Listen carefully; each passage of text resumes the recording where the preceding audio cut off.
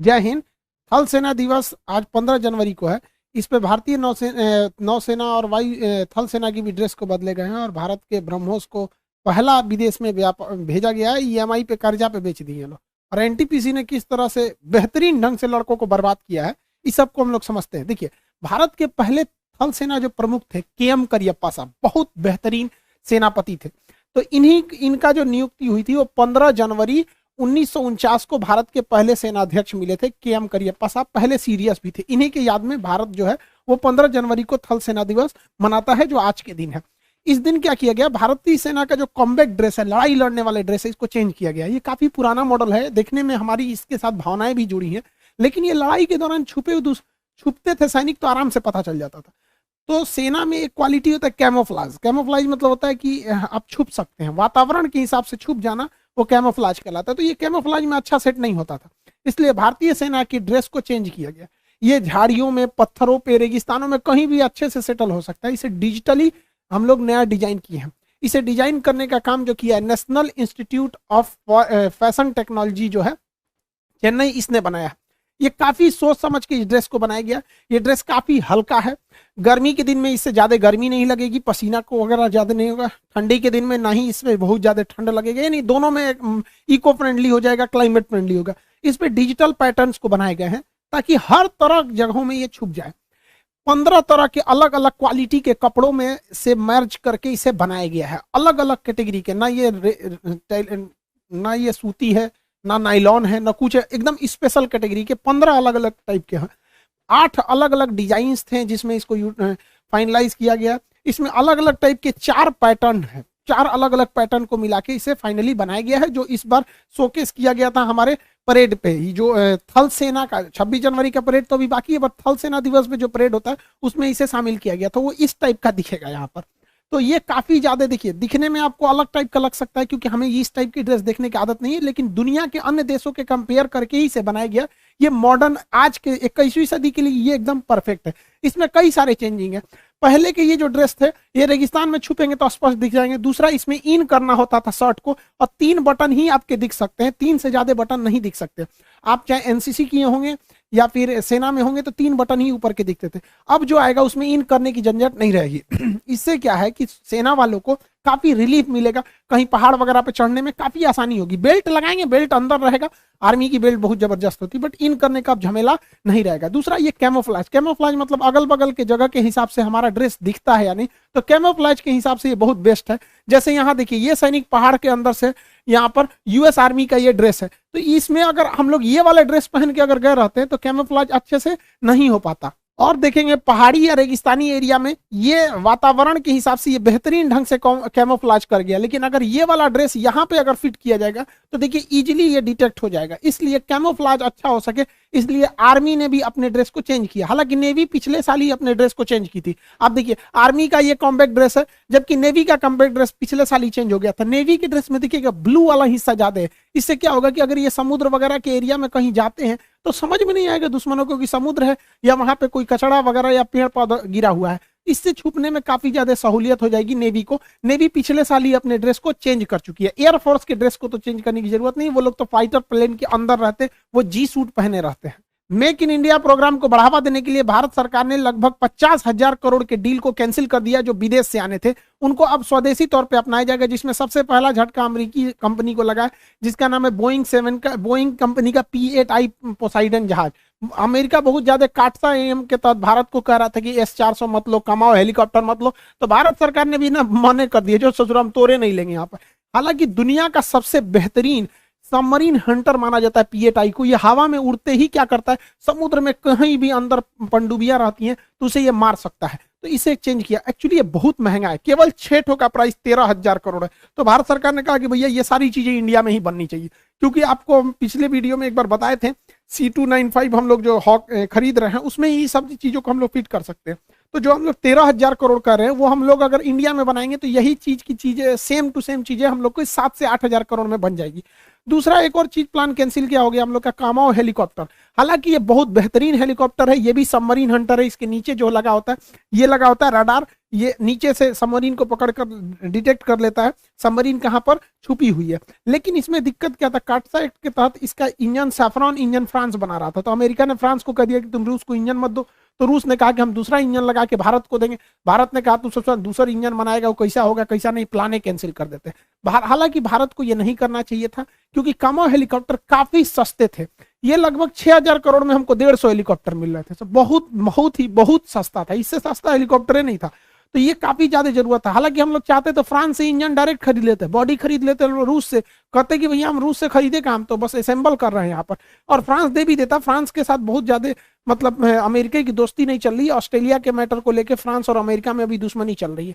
हम ये क्यों कह रहे हैं कि ये बहुत ज्यादा जरूरी था, क्योंकि हमारे पास P-8I पहले से मौजूद है, तो P-8I काफी दूर तक जा सकता है। तो हम लोग क्या करते, अगर ये हेलीकॉप्टर रहता तो पास के एरिया में हम अपने हेलीकॉप्टर को डिप्लॉय कर देते, कोई भी पनडुब्बी नहीं आ पाती। और रही बात दूर के एरिया में, तो दूर के एरिया में हम लोग ये P-8I विमान को तैनात कर देते। यहाँ पर P-8I जो है, P-8I ये सबमरीन हंटर है यहाँ पर। तो आपको क्या लगता है, हम लोग को ये ले लेना चाहिए? हालांकि भारत सरकार अभी इस पर विचार कर रही है, मेक इन इंडिया के तहत इसे बनाया जाएगा। दूसरा, all train combat vehicle. All train का मतलब था कैसे भी जगह, उबड़ खाबड़, पानी, कीचड़, कहीं भी जाने वाला कॉम्बैक्ट जो गाड़ियां होती हैं, इसे भी भारत खरीद रहा था। लेकिन अभी भारत सरकार ने मना कर दिया, कहा कि हम इसे अब मेक इन इंडिया के तहत इंडिया में ही बनाना होगा, हम बाहर से इसे नहीं खरीदेंगे। इसमें सबसे अच्छा पहल टाटा ने किया है। टाटा इस तरह के कॉम्बैक्ट व्हीकल बना के देने के लिए तैयार है। और टाटा का लोहा ट्रक देखिए ना, टाटा का कितना मजबूत होते हैं सब, तो इसके लिए टाटा को सैल्यूट, उसने बहुत बेहतरीन काम किया यहाँ पर। दूसरा, quick reaction surface to air missile. SAM का मतलब होता है सरफेस टू एयर मिसाइल, जहाज को मार के गिराने वाले को सैम कहते हैं। लॉन्ग रेंज रहेगा तो LR सैम रहेगा, मीडियम रेंज रहेगा तो MR सैम रहेगा। बस लॉन्ग रेंज है तो LR रखिए, सैम सब में रहेगा surface to air. Medium range है तो MR सैम हो जाएगा, शॉर्ट रेंज है तो शॉर्ट रेंज हो जाएगा। एकदम फटाक से हमला करने वाला था, quick response surface to air missile. तो ये भी विदेश से खरीदा जा रहा था। इसमें सबसे आगे था इस दौड़ में इजराइल, लेकिन भारत ने कहा कि नहीं, इसे हम स्वदेशी तौर पर ही विकसित करेंगे। अच्छी बात है, ताकि हम लोग स्वदेशी तौर पर विकसित करेंगे तभी जाके हम लोग आगे जाके एडवांस कर पाएंगे। इसमें सबसे बड़ी कामयाबी मिली है ब्रह्मोस की। ब्रह्मोस दुनिया के सबसे तेज चलने वाली क्रूज मिसाइल है। इसको हम लोगों ने पहली बार विदेश में बेचना चालू कर दिया, और वो भी जिस देश को बेच रहे हैं उसे हम लोग ने कर्जा पे दे दिया कि भैया किस्तों में पैसा देना। तो ब्रह्मोस मिसाइल का रेंज जो है, अभी हमारे पास 290 किलोमीटर का रेंज है, लेकिन भारत MTCR का सदस्य हो गया है। जो भी देश MTCR का सदस्य नहीं है, मिसाइल टेक्नोलॉजी कंट्रोल रिलम, जो इसके सदस्य हैं, वही 300 किलोमीटर से ज्यादा मारक क्षमता की मिसाइलों को बना सकते हैं और बेच सकते हैं। तो भारत अब इसका सदस्य बन चुका है, लेकिन जब ब्रह्मोस बनाया जा रहा था तो उसका सदस्य नहीं था। तो हम लोग इस ब्रह्मोस मिसाइल को बेच रहे हैं। तो ये क्या चीज है भैया, इसकी स्पीड 3 मैक है। मैक का मतलब होता है ध्वनि से कितना गुना ज्यादा है, 2 मैक का मतलब ध्वनि से 2 गुना ज्यादा है। आप सब लोग को साउंड का स्पीड पता होना चाहिए, 330 मीटर पर सेकंड हम लोग इसको नापते हैं। हालांकि इसकी चाल की खोज लाप्लाक्स ने किया था। क्वेश्चन अक्सर पूछता है ध्वनि की चाल की खोज लाप्लाक्स ने किया था, इसे V0 से दिखाते हैं।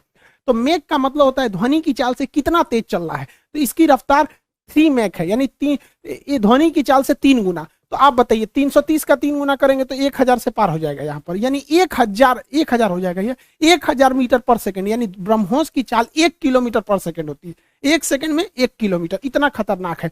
इसी को कहते हैं सुपरसोनिक। सुपरसोनिक का मतलब होता है जो ध्वनि की चाल से तेज चलती है, सुपरसोनिक मिसाइल है। और ये क्रूज मिसाइल है। देखिए क्रूज मिसाइल क्या होती है, ये हवा में पहले जाती हैं और उसके बाद मुड़ जाती हैं, इसे हम कहते हैं क्रूज मिसाइल। क्रूज मिसाइल बहुत ज्यादा दूर तक नहीं जा सकती हैं, लेकिन इसका फायदा ये होता है कि ये 50 मीटर से नीचे रहती हैं, जिस वजह से इसे दुश्मन का रडार पकड़ नहीं पाता है। ये इतने कम ऊंचाई पे होती है, इसलिए पेड़ वाली मिसाइल कहते हैं, ट्री मिसाइल कहते हैं। दुनिया के किसी भी लड़ाई में सबसे ज्यादा काम आती हैं, तो यही वाली मिसाइलें काम आती हैं। दुश्मन को पुल तोड़ना, ध्वस्त करना, ये बहुत ज्यादा जरूरी है। जबकि बैलिस्टिक मिसाइल देखिएगा तो ये दूर तक मार करती है। ये ससुरी पहले अंतरिक्ष में जाती है, या अंतरिक्ष में गया, उसके बाद लौट के आके मारती है, जैसे भारत का अग्नि। तो भैया इसका जरूरत ना बराबर है, और जिस दिन इसकी जरूरत पड़ गई ना, समझिए तृतीय विश्व युद्ध चालू हो गया। तो छोटे मोटे कॉन्फ्लिक्ट में हमें बैलिस्टिक की तो जरूरत नहीं पड़ेगी, क्रूज की ही जरूरत पड़ेगी। तो क्रूज मिसाइल के मामले में सबसे बेहतरीन है ब्रह्मोस। रूस और भारत ने बनाया, और इसको फिलीपीन खरीद रहा है। पूरी दुनिया का रूल है कि कोई भी देश अपने समुद्री सीमा से 200 नॉटिकल मील तक ही वो किसी भी एरिया को दावा कर सकता है। वहां पे समुद्र, कोयला, पानी, पेट्रोलियम मछली को पकड़ सकता है, लेकिन चाइना कहता है कि ना हम 200 नहीं ससुरा, हम 900 किलोमीटर तक कब्जा करेंगे। उसका कहना है ना कि ये दक्षिणी चीन सागर सागर नहीं है, जमीन है, ये हमारा हिस्सा है, बहुत साल पहले ही जमीन था। ससुरा तूने वहां बैल है। इस 9 डैश लाइन कहता है इसको, क्वेश्चन पूछेगा 9 डैश लाइन किस सागर में है? दक्षिणी चीन सागर, दुनिया का सबसे बड़ा समुद्र है। अब यहाँ पे ना जो छोटे छोटे द्वीप हैं सब स्प्रेटले द्वीप और पैरासेल द्वीप, इस पर बताइए अमूमन तो ये होना चाहिए इन सारे देशों का, कहता नहीं उन मेरा है यहाँ पर, इसलिए ये इन लोगों को धमकाते रहता है। इसलिए फिलीपीन जो देश है ये, इसकी राजधानी मनीला है। मनीला जो है एशियाई विकास बैंक का मुख्यालय मनीला में, अंतर्राष्ट्रीय चावल अनुसंधान केंद्र भी मनीला में है। इसका दूसरा सबसे बड़ा द्वीप मिंडनाओ है। तो ये फिलीपीन जो है, फिलीपीन कहा कि भैया हमको ये चाइना की नेवी चली जाती है, इस नेवी को मारने के लिए सबसे तगड़ा मिसाइल की जरूरत है। तो भारत से 3000 करोड़ रुपया में, कितना में? 3000 करोड़ रुपए में ये मिसाइल खरीद रहा है। सोचिए 3000 करोड़ कितना बड़ा इनकम है हम लोग के पास यहाँ पे, बेहतरीन 3000 करोड़ मिनटों में आ गया हम लोग के पास। यहाँ पे ब्रह्मोस मिसाइल लेगा और ये एंटी शिप वर्जन होगा। चाइना चिल्लाने लगेगा। अब चाइना के डर से वियतनाम भी कह रहा है हमको भी चाहिए। अब भारत वियतनाम को दे रहा है, चाइना को दे रहा है, तो इंडोनेशिया कर रहा हम कमजोर हो जाएंगे, तो इंडोनेशिया कर रहा हमको भी चाहिए, तो बुरनई कर रहा हमको भी चाहिए यहाँ पे, तो सिंगापुर कर रहा हमको भी दे दे रहे भैया। तो यहीं पे हम लोग करोड़ों रुपए कमा लेंगे इन्हीं देशों के पास में, क्योंकि फिलीपीन के पास दूसरा कोई बचाने वाला है नहीं। तो फिलीपीन लेने वाला है, वियतनाम ले रहा है, इंडोनेशिया, मलेशिया, ये तो कंफर्म है कि भारत से ये मिसाइल ले रहे हैं। इससे हम लोग को करोड़ों का फायदा हो जाएगा। इसके बाद अन्य देश भी इसको खरीदने के लिए इच्छा जताएंगे। और इसके यही नहीं, ये देखिए ये मिसाइल की सबसे बड़ी की खासियत क्या है कि ये मिसाइल सामने से फायर नहीं करती है। पहले हम लोग इसे सामने से फायर करते थे। इस टाइप के मिसाइलों में घाटा क्या होता है कि आपको जहाज का मुंह भी आगे ही रखना पड़ता है।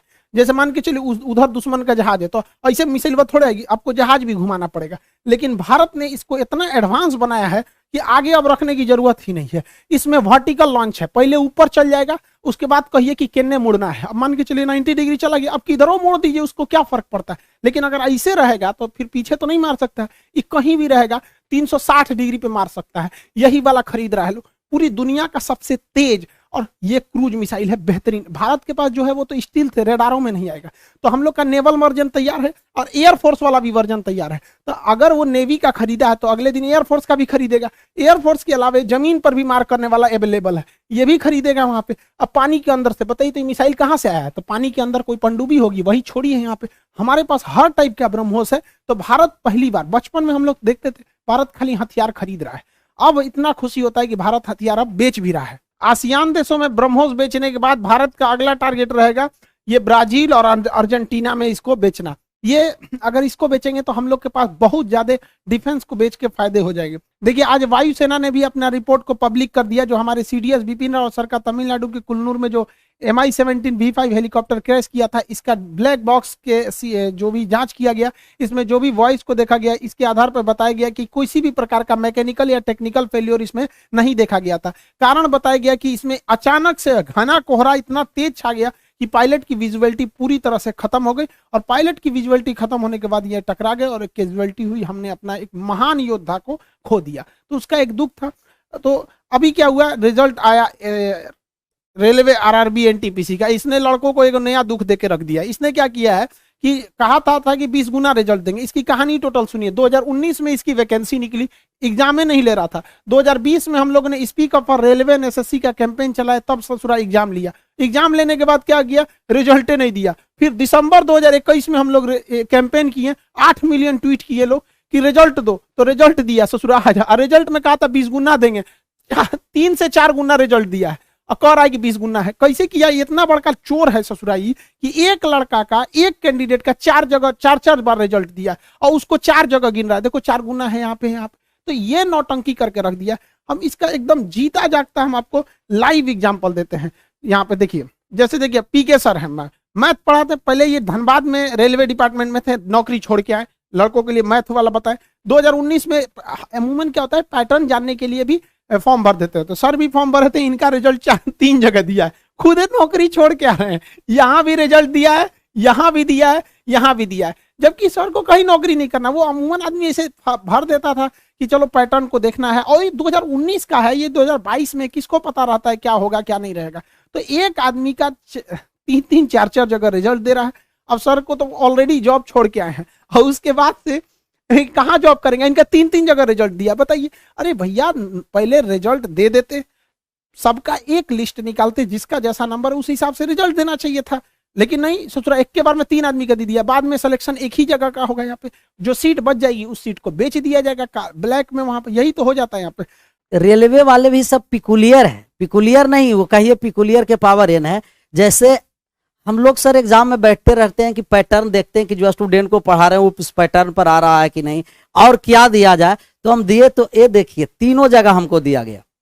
जिस प्रकार के पीछे बार जो एनटीपीसी में दिया रिजल्ट, जैसे पहले पीटी लिया गया, उसके बाद फिर पीटी में सबका रिजल्ट हुआ, उसके बाद मेंस में फिर साइको दीजिए अपना पोस्ट बाय पोस्ट, जिनका टाइपिंग था वो टाइपिंग दिया। लेकिन अभी क्या किया कि सर पहले ही बार पीटी में ही पोस्ट वाइज कर दिया। लेकिन ऐसे सरकार को नहीं करना चाहिए था, रेलवे चेयरमैन को मेन था कि सर पहले पीटी में सबका क्लियर कर देता। 20 गुना सिर्फ नाम मात्र का, लगभग 3 से 4 गुना। जैसे एक ही विद्यार्थी को 5 बार गिना जा रहा, तो 4×5 20 गुना उसी को कर दिया। देखिए इसमें एक और समस्या क्या है, इंटर वालों को तो पूरा बर्बाद कर दिया है। इंटर वालों को तो मतलब ऐसा बर्बाद किया जिसका कोई हद नहीं। ग्रेजुएशन वालों को तो थोड़ा बहुत बक्सा भी है इस वजह से। देखिए दूसरा है कि हम लोग जो 3 टीचर पॉलिसी थी कि भाई एक पहले हम पढ़ा देते थे, सारे टीचर पहले एक बार पढ़ाते, फिर दूसरे टीचर आएंगे उसको रिवीजन कराएंगे, तीसरे टीचर आके उससे क्वेश्चन पूछेंगे। और जो ऑफलाइन में आएंगे लड़के उनके लिए तो 4 टीचर पॉलिसी रखे, एक स्पेशल टीचर लाठी लेके खाली पीटने के लिए वहां पर।